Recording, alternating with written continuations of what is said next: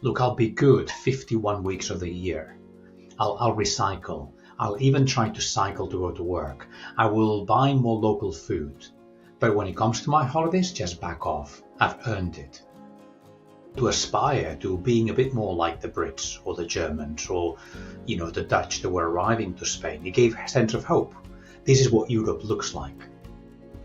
And in this case, when I say fixed costs, I mean cost to the local environment, opportunity costs to the local economy, social costs. Is a new form of legislation for any environmental claim made by any company in the world that will be selling to European consumers. Typically 70% of the carbon footprint of your entire holiday is the flight. Welcome to CostViz. I'm excited to share this episode with you today. Many of us are planning our holidays for the next year, so in this episode I investigate the real cost of travel, financial, environmental and social. So today I'm thrilled to welcome Professor Xavier Font, an internationally renowned expert in sustainable tourism. He's trained tourism destinations worldwide, from bustling cities to rural retreats, helping them manage the balance between thriving tourism and environmental stewardship. Professor Font is a leading authority in sustainable tourism and is Professor of Sustainability Marketing at the University of Surrey. He has extensive experience in sustainable tourism production and consumption and is published widely on sustainable tourism and has expanded his research to include marketing and communication, as well as the use of sustainability evidence to inform policy. Beyond his research, Professor Font is also an advisor and has collaborated with major industrial players like Booking.com, Expedia, Skyscanner and others.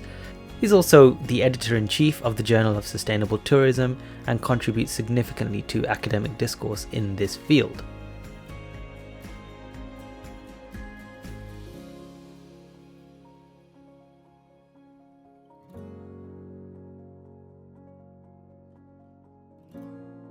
I'm originally from outside the city of Barcelona, in the coastal area where we had a lot of tourism. And I was always fascinated by all these international people that arrived and behaved differently and drove cars that we had never seen in my country. And I couldn't quite understand their behavior, but I was fascinated by them. And so I wanted to be part of that and know more and learn the languages. And so when it came to it, I decided to study tourism as my university degree. And then it just went from there. The fascination with cross-cultural behavior was always there, but sometimes it wasn't always positive. Sometimes I was also confused as to why people behaved in such wrong and kind of disrespectful ways. I know when I've been to certain places, if you say that you're from the UK, there's a certain perception of you, especially I would say in Spain, Portugal, and most of the Mediterranean. So there's definitely a reputation aspect that might not be so positive. But so it'd be really great to get into that kind of thing as well. I think maybe just getting straight into the cost of travel elements. So this is a podcast all about cost. But when people tend to talk about cost, it's always about the monetary aspects. Mm-hmm. What you now see, for example, when you're booking airline flights, you see CO2 cost, or contribute to planting of a tree, or when you go to a hotel nowadays, there's all kinds of things about reusing towels, or no packaging around certain products that you usually get, or those products not being there anymore because they're wasteful, plastics especially. I think some of these things are taken as costs, but there is a value aspect to these things as well. So the question that I wanted to ask now was around hidden costs of travel. Sure. So we can eventually get to these individual costs that people will experience. But from your perspective, what does the average person miss when we talk about cost of sustainability?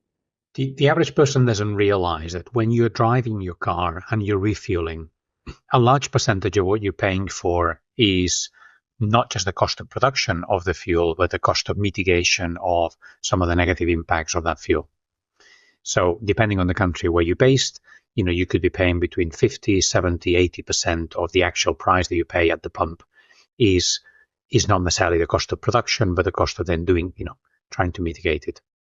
With airlines, it's not like that. They don't pay that environmental tax. And it goes back to the days when most airlines were owned by governments. And we had a fleet of airplanes post Second World War that we had to do something with. And they were repurposed for the beginning of what would be leisure travel. So it made no sense for governments to tax themselves. And we knew also that if we taxed it, the tax would be disproportionate to what people were willing to pay. Moving forward X number of years, it doesn't make sense now how it can cost more money to to go by public transport from Edinburgh to London than it can cost to fly, let alone when you're comparing flying overseas. And the reason very clearly is, even though an airplane is using much more kerosene in proportion to what a train would be using, is because a train or a car is paying for taxes that the airplane is not. And we need to get in a situation where consumers accept that the cost of flying is going to go up. And I understand that for many people say, well, that's not democratic because only wealthy people will be able to fly. And I accept some of that argument, but at the moment we're not paying the true cost of flying. There's a huge part to this, and historically and on the independence that people more and more, let's say, lower middle class or even lower earners in society, I'm speaking specifically maybe from the UK perspective, on the emergence of low cost travel. And again, we've talked about the travel to Spain, for example. A lot of this emerged probably, I'm thinking in the 70s, the 80s, that probably caused a huge shift locally. You see the emergence of all the high rises and everything along the coast. I'm thinking, even in my mind around Portugal, around the Algarve, with all the hotels emerging, a huge effect on the local population, as you mentioned. That's right. And the effect was both positive and negative. So you mentioned Portugal, Spain, you could add Greece, Italy. All those countries were at the end of dictatorships. The arrival of tourism opened up the opportunities for many of those people to meet foreign people for the first time. And to a certain extent, to see what a democracy could look like. Right? We were able to aspire to being a bit more like the Brits or the Germans or, the Dutch that were arriving to Spain. It gave a sense of hope. This is what Europe looks like. Right? So that was good. At the same time, it created social conflict because the tourists were able to spend money in a way that the locals couldn't. And, the slogan, what happens in Vegas stays in Vegas. Apparently, it applies to Portugal and Spain as well. We tend to all misbehave a little bit when we go on holiday and do things at home we would be embarrassed to do. Yeah. But if you're at the receiving end, you're seeing that day in, day out from all those visitors. And so sometimes the social impact of tourism is not fully understood. Or we just say, well, the locals should just be glad they have jobs. And they should be grateful that tourists are still coming. Just going back to what you were talking about the low cost of airlines potentially due to in part they're less of a lower tax burden, and the idea of almost the polluter pays, but there's an element of Edinburgh to London is such a case study in and of itself. Even London to Manchester these days, and there's cases of people who were commuting to London by flying out to Frankfurt or flying out to Barcelona and then coming back, or people living in Europe and just traveling in by flight rather than by train or just living locally. So it all seems quite complicated. Is there a fairly straightforward way of dealing with this? Is it a case of, well, if you just tax it the tax equivalent, it will reduce the impact? You could expect that consumers through education will change their behavior by themselves. I think that we're not going to create that level of change, or not at the speed that we need to. If consumer education was enough, there would be no smoking. People wouldn't drink alcohol. Yeah, we wouldn't consume the type of fatty foods that we're consuming, right? And when you do one of those things, the negative impact is immediate and it's on you. And we still do it, right? I love crisps, and I know I shouldn't eat them, but I may still be tempted if I find them near my house, right? Yeah. Imagine if the negative impact was on somebody else, not you, and it was at some point in the future, and you could pretend it was uncertain. You would do it a lot more, right? So the chances that education on its own is going to do it, I think that's wishful thinking. Wow. We need it, but we also need the education for people to be ready to accept certain forms of regulation when it comes in, not because education on its own is going to change things. So, for example, we could have an increasing polluter pays principle, where we said everybody could do one flight per year with low taxes. But by the time you go on your second, your third, your fourth, your fifth flight, there's a disproportionate increase in taxes. Things that we say, well, look, we all have the right to travel at some point. What we don't have is the right to say, I'll take 5 weekend breaks per year. Yeah. And before you ask, 5 weekend breaks per year is very, very common. You almost get the sense that there's an opening of Pandora's box now, and there's an expectation. We're not. I mean, it's cyclical, I guess, but we're not the same kind of culture as the rationing generation, post Second World War. And you also have the emergence of major, industrial economies. I'm thinking China and India, who are starting to travel more and more. But you see this emergence of a tourism class that will potentially have a far bigger impact than any kind of reduction measures we might want to put in place in Europe, for example, through policy or through tax. And I'm not saying that there isn't a responsibility there, because I think it's very similar to energy. And I'm in the energy industry, and actually the policies on going towards renewables or low carbon sources away from gas and coal. And the argument that you have that always comes up is, well, it's far more costly for us to deal with our environmental footprint than it would be to encourage others outside of Europe.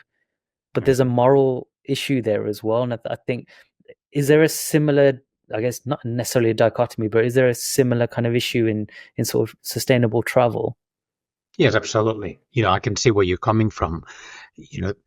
We're increasing carbon efficiency, for example, if we focus on carbon, but the number of tourists that are traveling is growing so fast that the efficiencies in their own are insufficient. And we seem to believe that what we have to do is decouple economic growth and environmental impacts. And I genuinely hope that we find a way of doing that, but that's going to happen through technological, innovations, because behavioral change, there's just no appetite for behavioral change, particularly when people will say, look, I'll be good 51 weeks of the year. I'll recycle. I'll even try to cycle to go to work. I will buy more local food. But when it comes to my holidays, just back off. I've earned it. Yeah. And while I'm on holiday, don't you dare make me feel guilty, because I'm taking time out. Like how many people, for example, when they go on holiday, they don't read the news. Right? Because they want to decompress. They've earned it. Like, let's be fair. They've earned that break. They need it. So the last thing they need is signs that tell them, turn down the air conditioning, don't use towels, don't do this. It's the responsibility of the suppliers of those businesses to do those things. Putting the signage for the customer is passing on the responsibility to somebody else. That's not fair. I mean, some would say, I guess it is fair sometimes, because there's, if you don't have personal sort of responsibility in these things, then nothing's going to happen. You have a stalemate. It's totally. But price it at the real cost. Include fixed costs, not only variable costs. In the way in which you price your products. And in this case, when I say fixed cost, I mean cost to the local environment, opportunity costs to the local economy, social costs. And then we have a new level playing field. What you can't do is say to people, we will only charge you for the variable costs. But if you selectively want to make a contribution to some of the fixed costs, here's a way of doing it. Nah, that won't go anywhere. Like if you went to the supermarket and they said, here's the price without VAT. And if you want to pay any of the VAT, feel free to do that. Would you really pay it? Not really. Well, and this is really fascinating, because then, it is, how do you encourage consumer behavior? And it's not necessarily So I was thinking of things like city tax, for example. So, city tax, and I think York, I saw something the other day about York complaining, not complaining necessarily, but the council basically saying, we get a lot of tourists, and actually it's far more than we can cope in terms of our budgets for maintaining the city. And so one of the suggestions I think from the prime minister was, city tax. Why don't you introduce a city tax?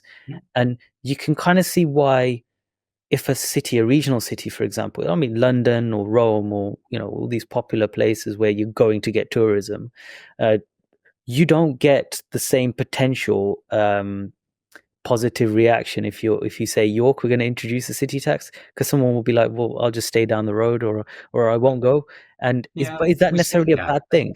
Honestly, it doesn't happen. It's a red herring. People keep going, right?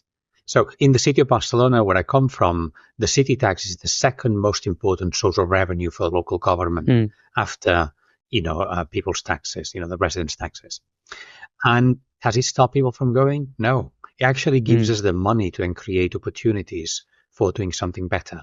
What I propose to the city of Barcelona and also other places in the UK is that we have a system where at hotels, the tourists get to say from 3 different projects that are locally relevant to the neighborhood around the hotel.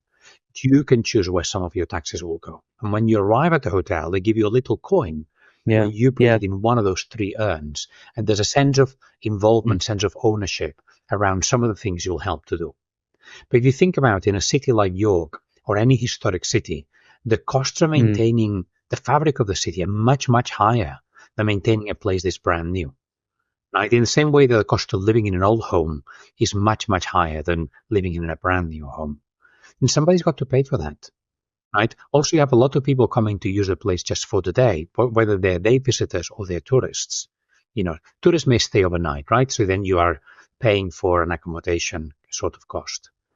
But we need to find a way for those local communities to be able to cover some of the additional costs of having those tourists there. One of the questions I had was on, measuring that true impact that you would have.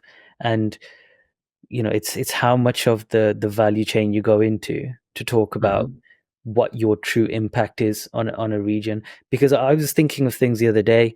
I had someone who had gone to Italy and they brought me back a souvenir. They were like, here's a souvenir. And then I had a look at the bottom and it says made in China. And, it says on the front, it says authentic.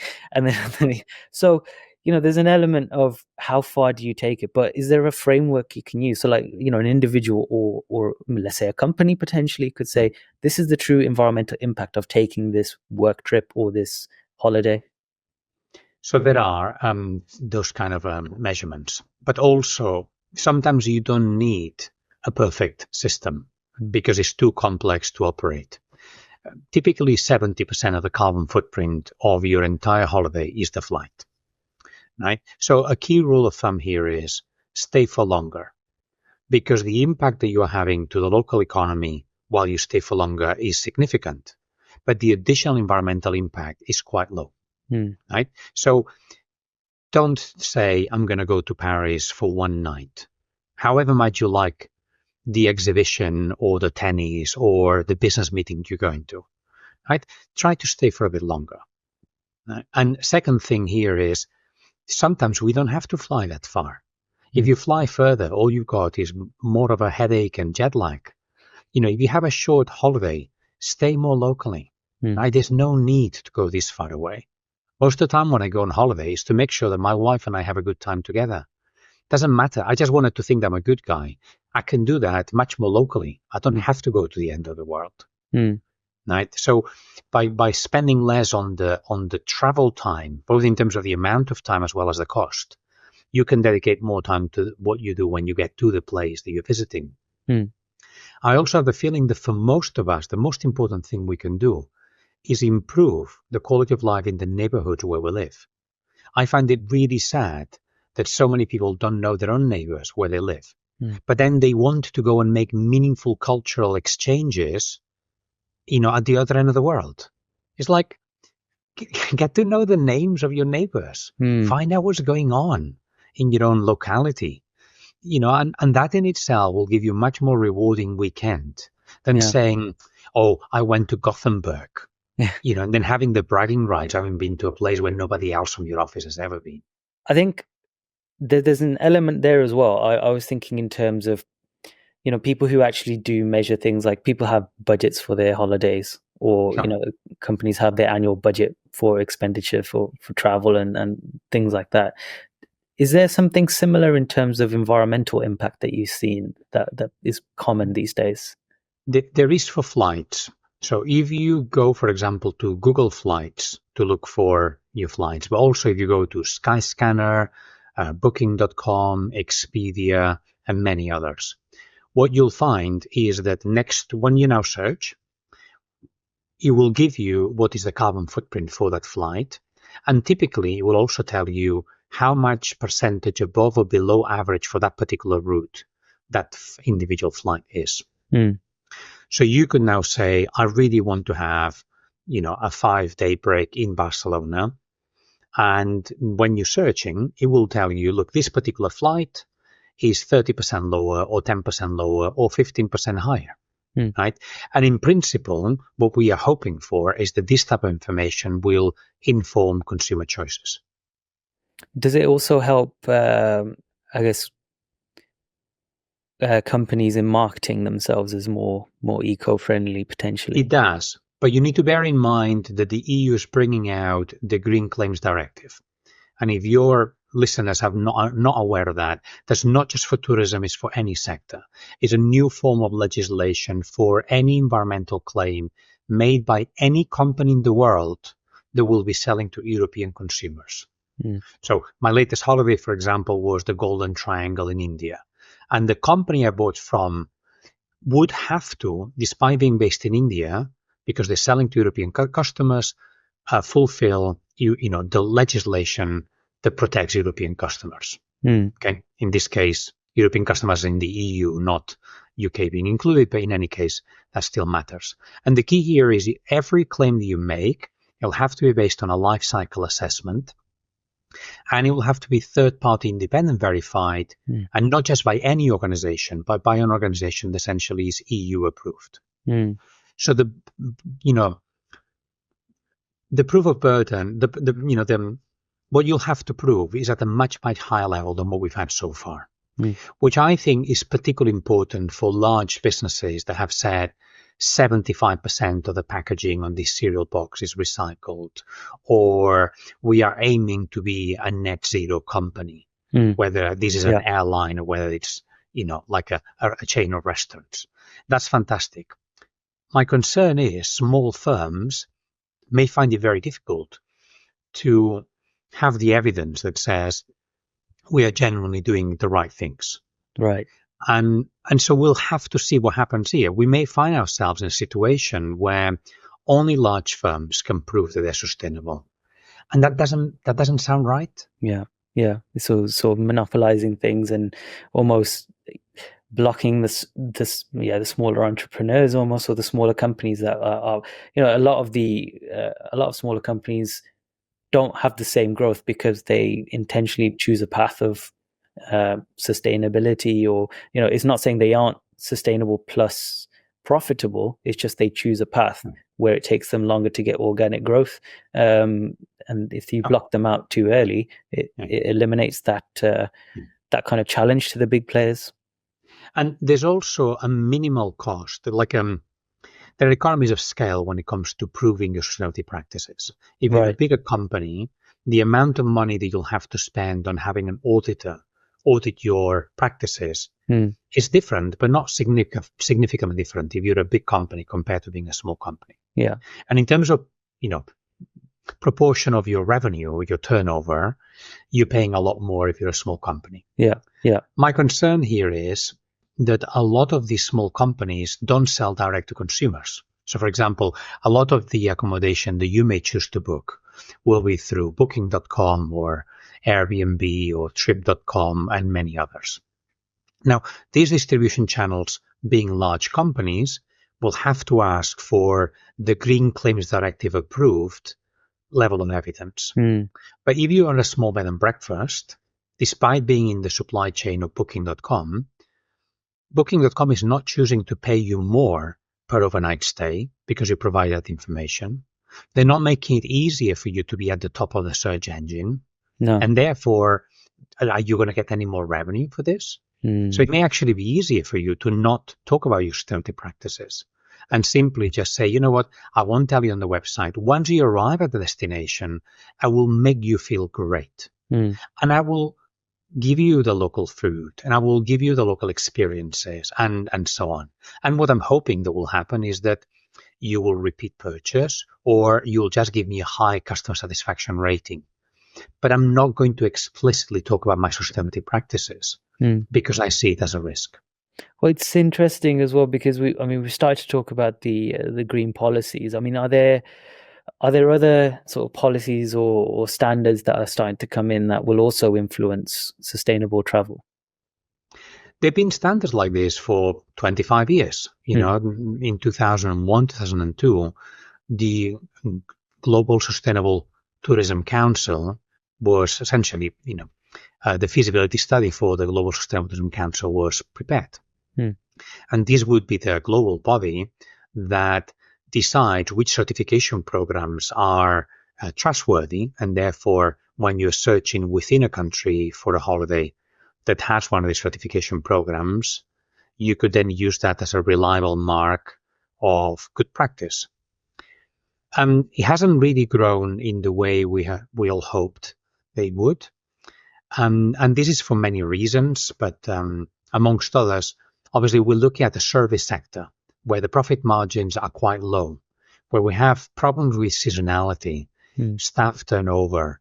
You could have a certified product in El Salvador, but you wanted to go to Costa Rica, right? So it's not like when you're looking at commodities where you could say, we could have certified, rice, sugar, coffee, and we just take it from wherever it's produced to the market that wants to buy it. In here, you cannot consolidate products in that sort of way. Yeah. So it's messier, and for 25 years, we as collective of academics, industry practitioners, we've been working towards this. There are lots and lots of people that are trying to do the right thing, but it's hard. It's hard because of the structure of our sector. It's really difficult then to balance the impact, because there must be quite a backlash, I would say, from these companies, or from, I say backlash not in terms of an aggressive way, but in a similar way to, well, there's a lot of funding going towards, for example, space programs and things like that, which will have and also there's quite a few wealthy people who go around in private jets. And then the average person is there saying, well, the average company even is saying, well, we're not a multi-billion pound corporation or euro corporation. Why do we have to be, quote unquote, penalized for this when we're having, per capita potentially a lower impact than a certain small number of big polluters? And you couple that then with things like the emergence of data centers and other industries which have a massive impact.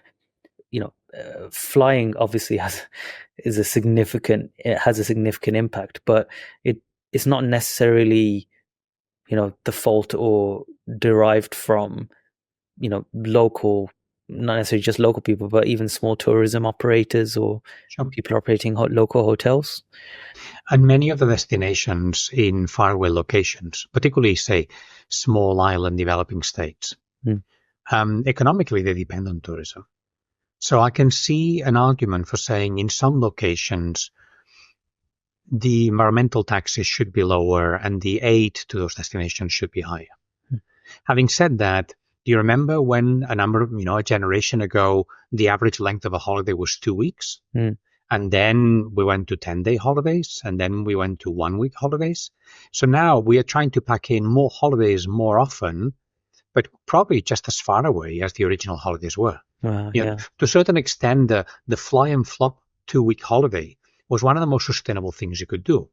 Because you went for 2 weeks, and you went to a place where there were very few locals, you didn't bother anybody, and you spent the entire 2 weeks spending money there. I know that they have bad reputation, particularly all-inclusive hotels and so on. But very often this desire from tourists to now stay in, city centre apartments in cities, it means that you are bothering many more locals than you were before. And the flight to a destination has the same carbon footprint, whether you stayed for 2 days or for 14 days. Right? So, we're looking for more things much more immediately at the moment. That's an interesting one as well. Yeah. And we go back to the point I was making earlier on. If we improve people's quality of life where they are, we may need fewer holidays as a way of escaping from the things we don't like about day-to-day lives. It seems ironic that the tourism professor suggests that the best thing that we can do for tourism is to improve your quality of life where you live, as opposed to improving the experience of running away from home. You brought up a really fascinating point about, this instant need for something, and also the Instagrammable kind of, perfect holiday. Look where I am. I'm in Santorini or something like that. That's definitely something that there's two different questions there. You can take them however you want to and start with whatever one you want to. But what are those emerging themes, and how do you think things are going to be going forward? The impacting cultures between hosts and guests has always happened. Because in the early days, more of the travel, early days meaning 60s, 70s, okay, I don't go back to, the grand tours of Europe by the wealthy Brits. But, the 60s and 70s tourism meant people from developed countries going to slightly less developed countries, particularly to places that were underdeveloped. So we were going to tourist resorts that were being created in a place where there was nothing or very few locals. And we were attracting a working population to go and work there to serve the needs of this entirely new city that we're creating for tourism.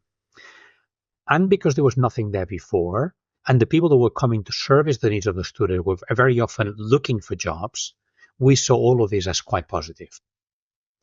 The reason why there's more backlash now against tourism is because we have had this massive growth of weekend breaks fueled by low-cost airlines, and because you're just going for a short weekend, you don't want to go too far away from the airport where you landed.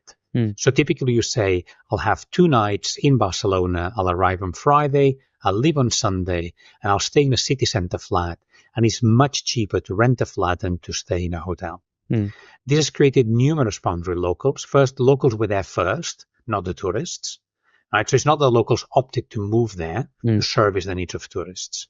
And also they're competing for the usage of the same resources. But having said that, London, Paris, Rome have had tourists for 2,000 years. Right? So we haven't had an issue with that. Look at the cities where we've got the biggest issues. It's the cities where tourism has grown the fastest. So people don't necessarily object to the amount of tourism, but it's the pace of change from what they remember an optimum level. The reason why we've had massive backlashes after COVID is because one of the good things about COVID was we got a rest. And then the tourists came back. And so we had a moment where we could see this is how quiet the streets can be. This is how pleasant it can all be. And now they came back. It's like, oh, here we go again. Right. And also city breaks tend to not have the same seasonality as beach holidays. So you have the tourists all year round. So that's an issue. On the Instagrammable point, what we've now found is people are now spending less time planning a holiday because it's much easier. Planning in terms of who now buys a travel guide, who now exchange money, right? We don't. We just pay contactless. We don't learn the language. We're just thinking that Google Maps will save the day, that that everything will, Google Translate and Google Maps will save it, will do everything for us. Right? And so you don't plan the holiday. So you arrive to a place knowing relatively little of what you're going to find there. And because you planned it less, you're much more likely to go to just the iconic places. Also, many of those iconic places, the photos have been filtered with AI. What you're really seeing on social media is not how it really is. I went to Taj Mahal, and the photos I took with my phone, I used a magic eraser to erase everybody from the photo I didn't want to have there. So it looks like it was just my wife and I, nobody else. Right? It clearly wasn't like this. But the photo I put on social media made it look like it was just open for us. Yeah. So people have unrealistic expectations of what they're going to find. And when they get there and they don't get the expectation, there's more conflict. It's The so flip side to that is because we now have all these ways of staying in contact with the place we visited, the planning is shorter, but the memory and the way in which we engage post-memory is actually longer. Gosh, there's so much to unpack there. Like I said, we just don't have time. So I think just bringing it back around to, talking about, in summarizing cost and maybe, the value of, I would say specifically on sustainable tourism, almost like some key thoughts on why it's going to be so important. You've got all kinds of evidence all over the world that things are accelerating in terms of climate change and environmentally, faster than even the best scientists have been predicting. Why do you think it's so important for individuals to take almost control of their own impact? I think if you're a moral person, and everybody would believe they have a moral compass, right? You need to be aware of what costs you are causing to people around you. It's just whether this morality comes from ethics or comes from religion or comes from your upbringing, you need to be aware of the cost to others that you have. And I think that ability to reflect is something that we're all brought up to do, right? All of our parents wanted us to be aware of the consequences of the things that we do. But if you have lived in an environment where nobody has raised awareness that this one thing that you really want could have negative unintended consequences for you and for others, then why would you acknowledge that? As a business, as a destination, as a traveler, you will want the decisions you take are cost neutral. Right, so I'm prepared to do sustainable things where there is an increased cost only if it means an increased benefit to me. So I will pay more for something that gives me a better experience, that is more memorable.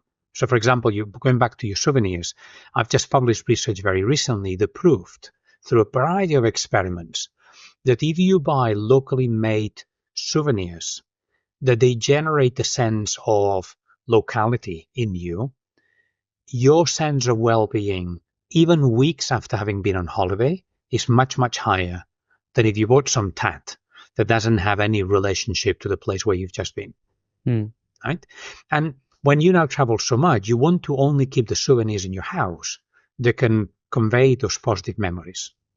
Like, we can all buy things made of plastic and then we gift them or we keep them, and after a few weeks they go in the bin because they were meaningless. So could we kind of try to travel in a way that's meaningful, not meaningless? I mean, on that basis, and also as a company, you can reduce your operating costs, right? You can basically make a better usage of energy. You can reduce your waste. You can reduce the water consumed.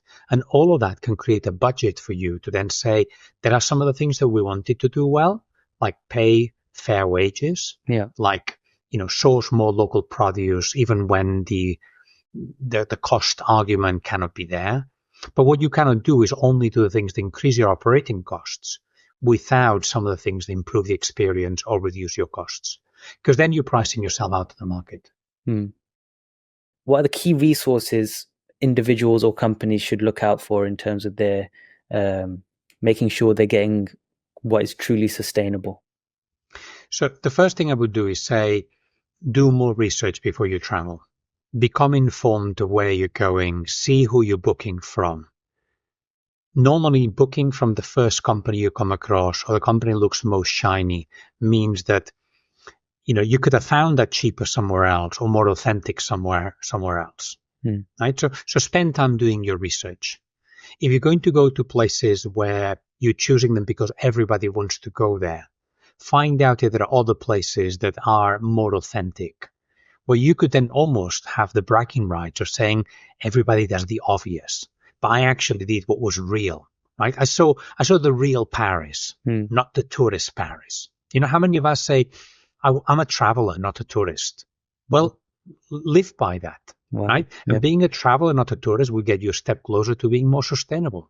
Because you try to behave more like a local would, and not just by using the local resources without that level of concern, but by actually thinking about what you're doing there, right? So find out what would be the local cheeses and the local hams. Find out what would be the local restaurants that, would have something that is different and unique, as opposed to just walking into a place and behaving like you own it or hoping that some online gadget will do all the work for you.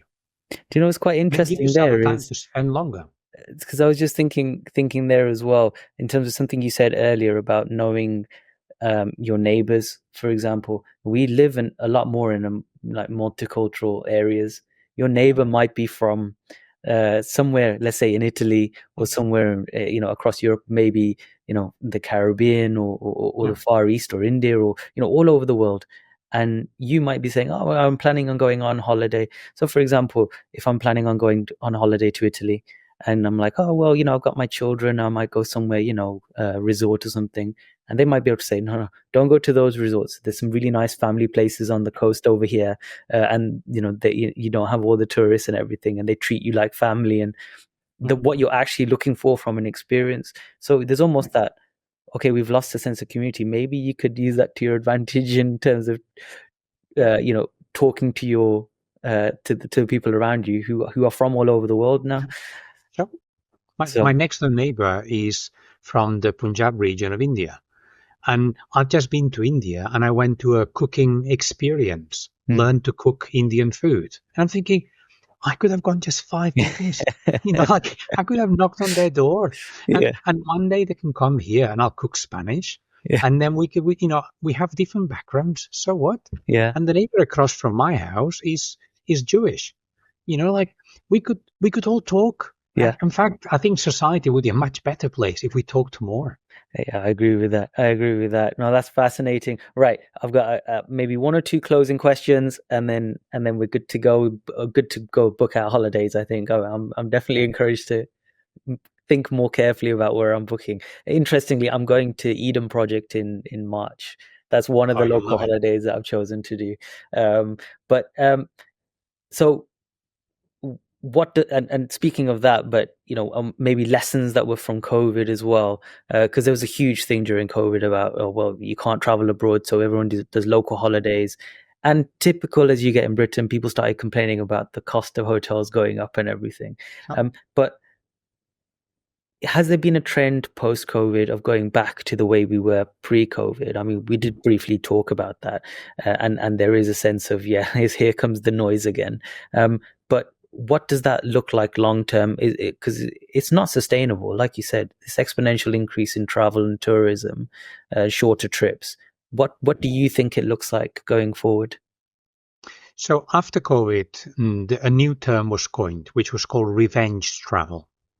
And revenge travel explained how people had been penned in for 2 years and they said, now I'm going to do everything on my bucket list and I'm going to do it straight away because you never know, life's too short and I may be gone by tomorrow, right?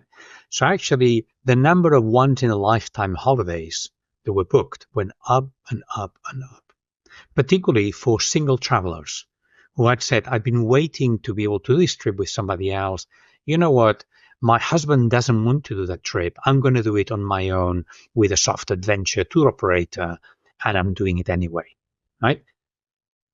The number, we all know by now that climate change is bad and that polar bears may die as a result of it. All the campaigns have shown you polar bears dying of starvation because of this have only increased the number of people flying to the North Pole to see polar bears before they disappear. Right? And you may say to yourself, Xavier, are we stupid or are we selfish? And the answer is both. Yeah. So I know kind of, essentially I'm not making anybody feel any better because you're looking for some answers in here on how to do it, right? We stay more local, stay for longer, do more planning, buy from local suppliers, give yourself the time to make human connections to the places that you go to. And obviously avoid the products that naturally look the least sustainable. Mm-hmm. For example, cruise lines, right? Don't go and play golf in a country that is a desert, right? Because how much water is being used for that? And anything that looks too good to be true, there's a catch. Yeah. So completely last question. Have you got anything coming up? So in the next couple of weeks, I'm publishing a report with Booking.com and Accor Hotels, where we will try to help small businesses in particular to learn how to persuasively communicate sustainability practices. And we've used a digital lab with eye tracking and facial recognition that kind of identifies facial expressions and so on. And we've used this to actually test different messages and do some A/B testing to see how they communicate in a way that customers, first, they grabs the attention of the customers, but also the customers are not skeptical about the message and the kind of claims that you're making.